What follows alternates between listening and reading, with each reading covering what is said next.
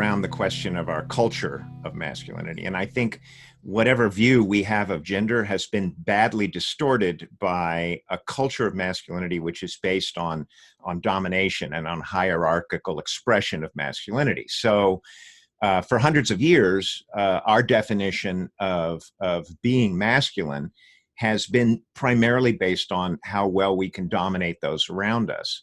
And this, a lot of the ideas that I have around gender are born out of work of a guy named Paul Kivel in the early 80s in California.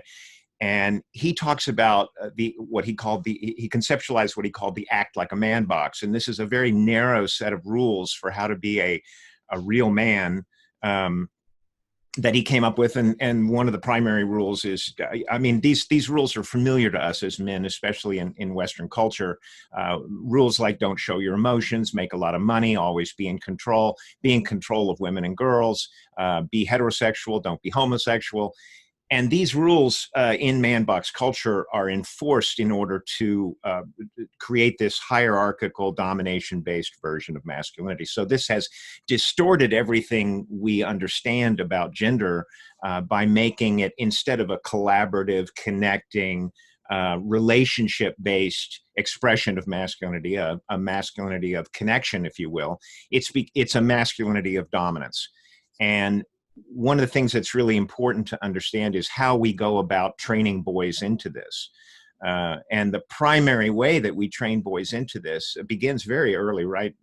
Shortly after they come out of the crib, is that we denigrate the feminine whenever boys express in ways that are theoretically not masculine. So if a boy shows empathy, if a boy shows emotional expression, if a boy shows too much need for connection, we say, what are you, a girl? What are you, a sissy? What are you, gay?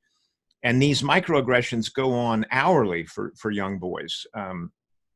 Ultimately, what it does is it shuts down our emotional expression, which emotional expression is, of course, born out of relationships. It's not something that's just appears inside of us. It's born in the back and forth of relating. So when you tell a boy, don't show your emotions, you're essentially ending his ability to form authentic relationships and to do these things which are wrongly gendered as feminine, which is show empathy, connection across difference, caregiving, all of these things.